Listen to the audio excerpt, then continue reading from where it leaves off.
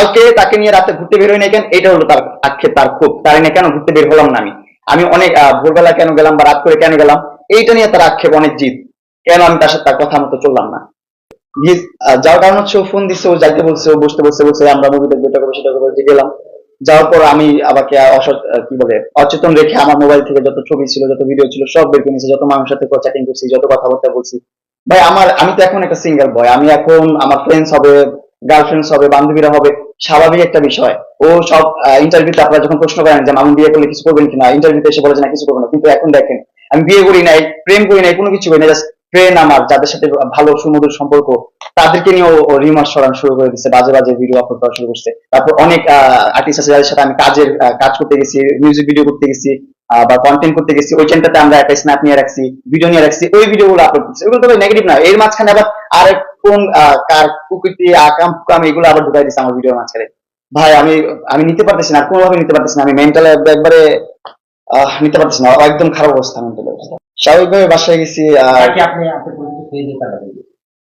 Drank drank ছিলাম একদম। তারপর আমার অজ্ঞান করে রাখছে ওইখানে, আরো কি কি ছিল, পানি টানি খাওয়াইছে, আমি বলতে পারি না। আমি এখন পর্যন্ত কোনো খাওয়া দাওয়া করতে পারতেছি না, আমার একটু পর পর জ্বর আসতেছে, যে ঘাম ছেড়ে দিচ্ছে, আমার আসলে ঘাম হচ্ছে। মানে আমি সকাল থেকে এখন পর্যন্ত কিচ্ছু খাই নাই, শুধু পানি খেয়ে আছি।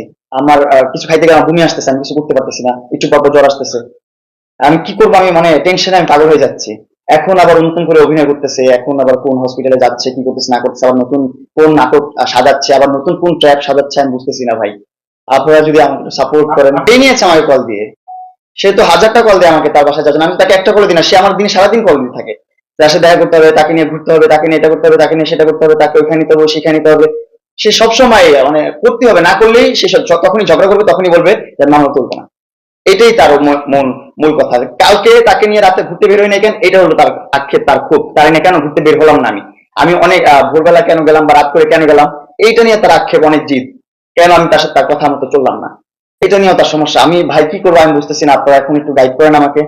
আমি খুবই অসহায়, আমার কিছু করার নেই এখন। আর বাধ্য হচ্ছে, আমাকে 5-5টা মামলা করে রাখছে। ও বলছে যে মামলাগুলো তুলবে, ওর সাথে সুন্দরভাবে চললে, ভালো ফ্রেন্ড সম্পর্ক রাখলে ও আমার মামলাগুলো তুলে বলছে, কিন্তু এখন আবার বলতেছে না আমি তোমার মামলা তুলবো না, তুমি কি করতে পারো করে নাও। প্লাস এটাও বলছে আজকে যে আইন বাইরেও অনেক কিছু আছে, সেটার জন্য তৈরি থাকো, প্রস্তুত থাকো। অলরেডি আমার পেজ, আমার অ্যাকাউন্টের পিছনে ওরা স্পামারদেরকে লেলাই দিচ্ছে। ভাই স্পামারদের ভাইদেরকে আমি রিকোয়েস্ট করি, ভাই ভাই আমার পরিবারটা চালাই আমি এই সোশ্যাল মিডিয়া দিয়ে, আপনারা প্লিজ আমার অ্যাকাউন্ট গুলোর দিকে ওর কথায়, ওর বা টাকা পয়সা খেয়ে বা ওর কথায় পড়ে আমার ক্ষতি করতে আসবেন না ভাই, সবার কাছে রিকোয়েস্ট ভাই। আপনারা একটা মানুষ, আপনি যদি আমার জায়গায় থাকতেন, আমার এই ট্র্যাপটাতে আপনি পড়তেন, তাহলে বুঝতেন আমি মানসিক ভাবে কতটা ডিপ্রেস, কতটা খারাপ অবস্থায় আছি। আমি এক্সপ্লেন করতে পারবো না, আমি শুকায় যাচ্ছি, আমার শরীর ভেঙে যাচ্ছে, সবকিছু হচ্ছে শুধুমাত্র টেনশনের কারণে। আমার আমার কিছু নাই এখন, কি বলবো আমি, আমার তো ওর মতন এত স্ট্রং ব্যাকগ্রাউন্ড না আমার। ও সব ধরনের লবিং আছে, সব ধরনের, ও কোথায় কোথায় ফোন দেয়, আপনারা কল লিস্ট চেক করলে অবাক হয়ে যাবেন।